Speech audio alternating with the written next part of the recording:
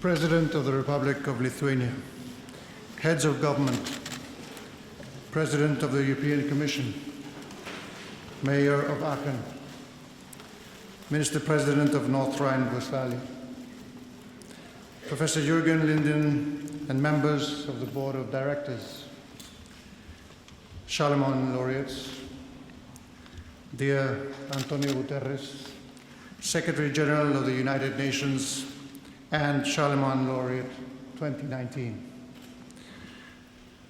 Señoras y señores, les traigo al corazón de Europa los saludos más afectuosos de España, de esa península ibérica, mediterránea y atlántica a la vez, que compartimos con nuestros queridos hermanos de Portugal. E, portanto, em sua honra, como na do meu admirado António Guterres, eu também quero cumprimentá-los na bela língua de Camões, em português.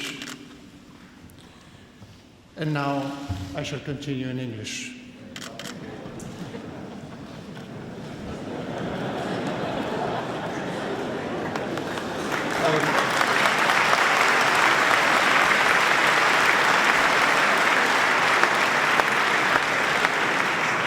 And I would like to begin by warmly thanking the Mayor, the Board of Directors, and the organizers for trusting me with this very special task, that is to deliver the Laudatio of Secretary General Guterres as this year's recipient of the Charlemagne Prize.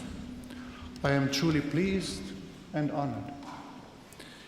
Dear Antonio, allow me to say, as a friend and as a proud European citizen, congratulations, or as you would like to hear, meus parabéns.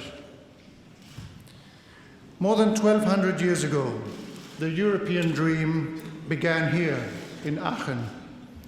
Today, that dream remains very much alive thanks to the vision and the determination of exceptional individuals with the caliber of António Guterres, a man who combines the European perspective and the international calling of his homeland, Portugal, to which we also pay tribute today.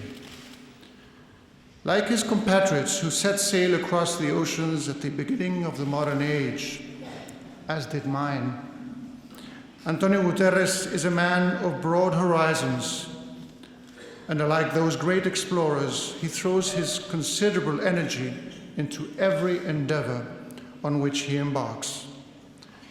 He does so with the clarity of his insight, with the force of his resolve, and with heartfelt solidarity, all of which are born out of his political, intellectual, and personal achievements.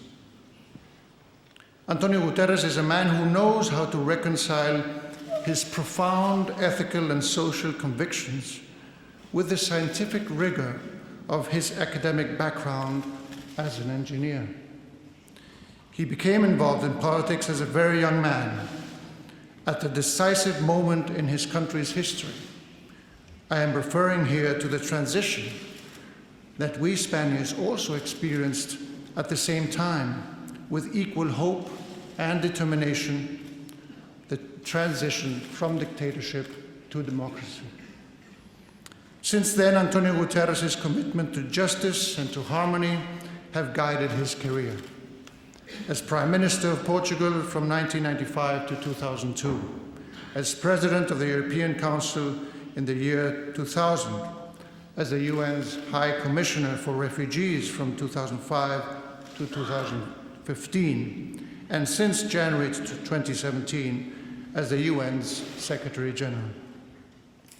In each and every one of these appointments, he has consistently led his political action standing by three inalienable principles. The first, solidarity, with those most in need, whether they live in the inner city or on the outskirts, in the remotest rural areas or in regions devastated by conflict or natural disaster. Second, the quest for an ever closer union between the peoples and the states of Europe.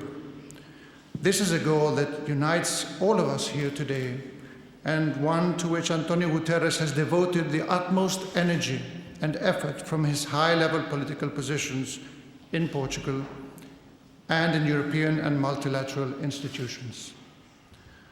And third, but just as important, the contribution of a united Europe to the just causes of humankind.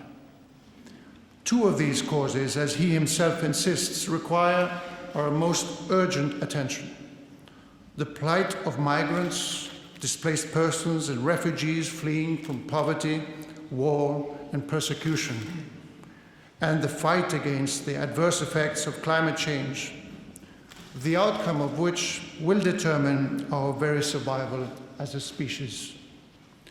To address these two major challenges facing humanity, Europe must act in accordance with the values it champions. We must meet these challenges with action, following in the steps of our founding fathers by building upon concrete achievements. We must do this by fulfilling the Sustainable Development Goals, the SDGs, of the 2030 Agenda, by complying with the Paris Agreement on climate change, and by advancing further along the path opened by the signing in Marrakesh last year of the Global Compact on Migration, a compact which António Guterres has personally promoted with great resolve and determination as Secretary General of the United Nations. António Guterres' work and his appointment at the head of the UN serve as a clear reminder that the European dream does not end at our borders, that our ideals are very much the same as those shared by millions of people the world over, from all social strata and belonging to all generations and cultural traditions. There are those, however, who today wish to abandon that dream, claiming that in so doing they will become more open to a new world and leave behind the alleged restrictions of the old Europe. They are mistaken on two fronts: the century and the endeavor. The world they contemplate is not that of the future, but of the past, a world of confrontation between major powers and economic blocs, a world whose chasms we know only too well. For many generations, including my own, Europe has always been with us, both as an intellectual project and as a way of life. We identify with Europe. A feeling of belonging to this European project truly unites us, one that coexists with and forms part of our own identity. Let us never forget that this European project, admittedly an unprecedented historical experiment, as some have called it, has provided the vast majority of Europeans with the highest level of well-being, progress, and security in our history. It is definitely one of the two greatest projects for peace and for the common good of all times. The other one currently has our Charlemagne laureate at the helm. António Guterres' example shows that there is no contradiction between the construction of a more united Europe and the quest for an open and plural international order, one that is more just and more cooperative, founded on the principles and values of the UN Charter. As stated over half a century ago by the first recipient of the Charlemagne Prize, Richard Coudenhove-Kalergi, European Union, the Union of Europe, is a means no end, and no end. Rather, it is a step towards the establishment of a true union between nations founded on diversity and the defense of human dignity and human rights.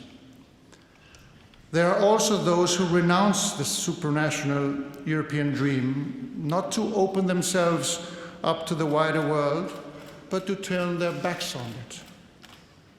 In this case, the rejection of the European project does not stem from any nostalgia for idealized past glories, but from fear in the face of an uncertain present and future, one we ought to acknowledge and address, not just reject in disdain.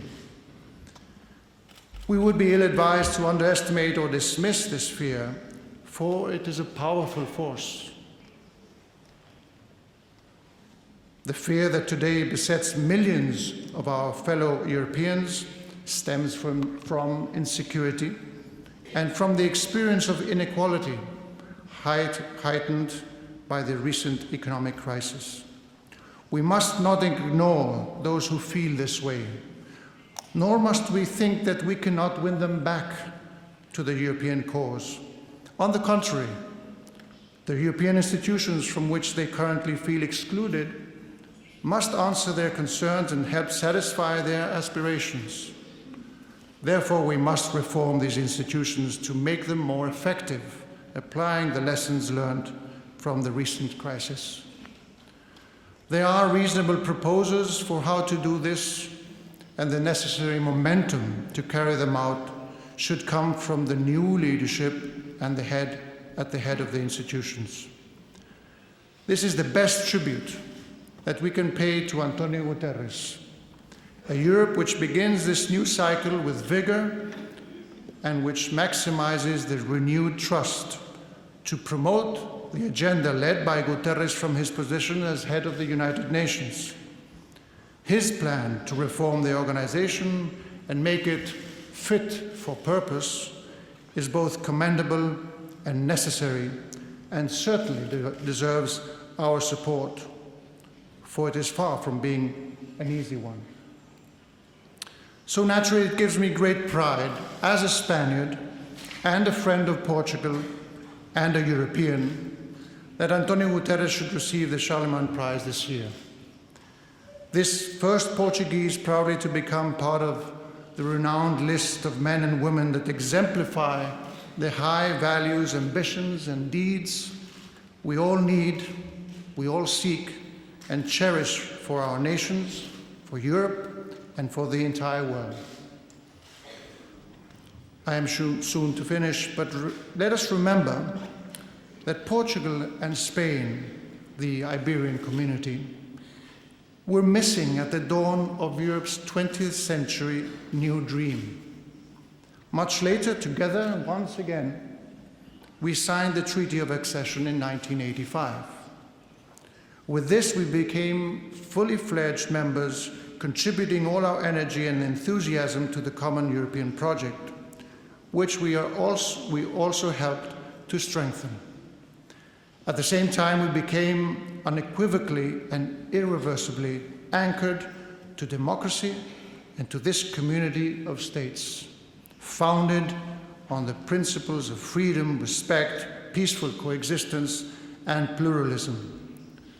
Portugal and Spain thus began to move in step with the heartbeat of Europe that we celebrate today. As Fernando Pessoa, a compatriot of Guterres, once wrote, "Tudo vale a pena quando a alma não é pequena." Everything is worthwhile if the soul is not small. António Guterres' soul is immense. And so too are the wisdom, experience, and passion with which he defends his ideals, also fittingly acknowledged with the awarding of this prize. A prize, I would add, conferred on those who most contribute to the union of the European peoples so that they may defend the highest earthly values or gifts, freedom, humanity, and peace, provide effective aid to people suffering under oppression and poverty, and safeguard the future of our children and our children's children. This award, in other words, is a perfect tribute to the many merits of António Guterres as a great European and as a great citizen of the world. Thank you very much.